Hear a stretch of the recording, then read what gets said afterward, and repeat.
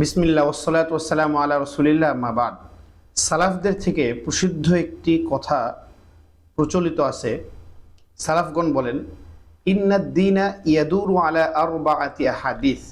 দিন, শরিয়া, ইসলাম 4টি হাদিসের উপর আবর্তিত। এই 4টি হাদিস সম্পর্কে ইনশাআল্লাহ আমরা বিস্তারিত জানব।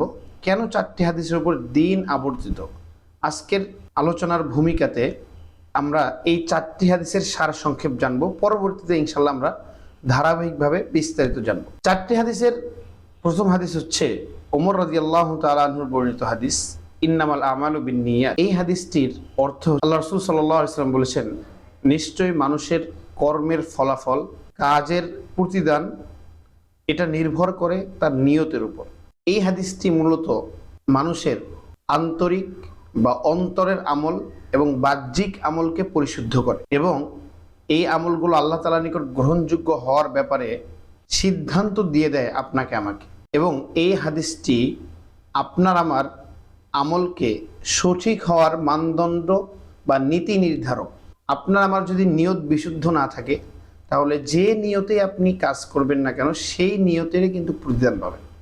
রাস্তা থেকে কষ্টদায়ক বস্তু সরিয়ে দেওয়া আমাদের কাছে সামান্য, কিন্তু এটা কিন্তু ঈমানের একটি অংশ।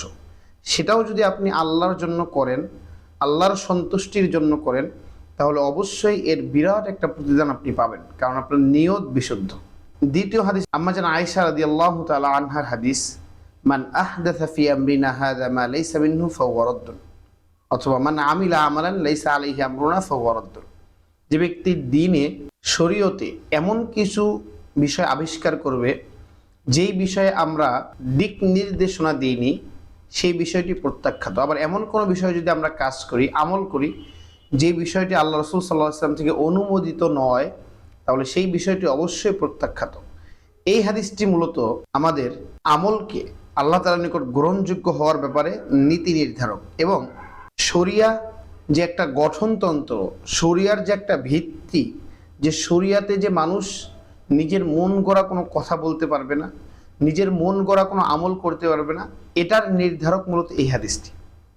এই হাদিসটি আবার রাসূল সাল্লাল্লাহু আলাইহি ওয়াসাল্লামের অনুসরণের মূল ভিত্তি এবং বেদাত থেকে, মানুষের মন গড়া কাজ কর্ম থেকে মানুষকে বিরত রাখার মূল ভিত্তি হচ্ছে অত্র হাদিসটি। 3 নম্বর হাদিস, আবু হুরায়রা রাদিয়াল্লাহু তাআলা আনহু থেকে বর্ণিত, তিনি বলছেন, মিন হুসনি ইসলামিল মারই তারকুহু মা লা ইয়ানি। একজন মানুষের ইসলামের সৌন্দর্য হচ্ছে তারকুহু মা লা ইয়ানি, অনর্থক, অযথা, অপ্রয়োজনীয় কথাবার্তা সে ত্যাগ করবে, ছেড়ে দিবে। অত্র হাদিসটি শিষ্টাচার, আদব, নীতি নৈতিকতা ও পরহেজগারিতা বিষয়ক নীতি নির্ধারক। 4 নম্বর হাদিস, নোমান বিন বাশির রাদিয়াল্লাহু তাআলা আনহু থেকে বর্ণিত, আল্লাহ রাসূল সাল্লাল্লাহু আলাইহি ওয়াসাল্লাম বলছেন, ইন্নাল হালালা বাইয়িন ওয়া ইন্নাল হারামা বাইয়িন ওয়া বাইনাহুমা উমুরুম মুশতাবিহাত লা ইয়ালামুহুন্না কাসীরুম মিনান নাস। নোমান বিন বাশির থেকে বর্ণিত, আল্লাহ রাসূল সাল্লাল্লাহু আলাইহি ওয়াসাল্লাম বলছেন যে হালাল স্পষ্ট, হারামও স্পষ্ট, তবে এই দুয়ের মাঝে এমন কিছু বিষয় আছে যেগুলো অনেক মানুষই জানে না। এই হাদিসটি মূলত আমাদের লেনদেন বা জীবন পরিচালনা বিষয়ক নীতি নির্ধারক। তাহলে 4টি হাদিসে আমরা পুরা দিনটাকে দেখতে পাই, 4টি হাদিসে পুরা শরিয়াটাকে আমরা দেখতে পাই।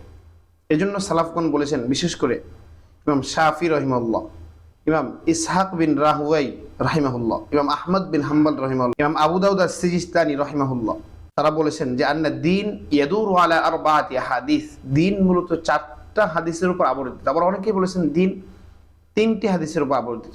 আবার অনেকেই 4টি হাদিসের ক্ষেত্রে অন্য আরেকটি হাদিস যোগ করেছেন, সেটি হচ্ছে আনাস রাদিয়াল্লাহু তাআলা আনহু থেকে বর্ণিত হাদিস, লা ইউমিনু আহাদুকুম হাত্তা ইয়াকুনা হাব্বা ইলাইহি মিন ওয়ালিদিহি ওয়া ওয়ালাদিহি ওয়ান নাসি আজমাইন। তোমরা ততক্ষণ পর্যন্ত ঈমানদার হতে পারবে না যতক্ষণ না আমি আল্লাহ রাসূলকে সর্বাধিক বেশি ভালোবাসবে, পছন্দ করবে। সেটা তোমার পিতা হতে পারে, মাতা হতে পারে, স্ত্রী, সন্তান, সব মানুষ হতে পারে। তাদের সকলের তুলনায় আল্লাহ রাসূল সাল্লাল্লাহু আলাইহি ওয়াসাল্লামকে সবচেয়ে বেশি ভালোবাসতে হবে। এই হাদিসটি অনেকেই যোগ করেছে। আজকে এ পর্যন্তই।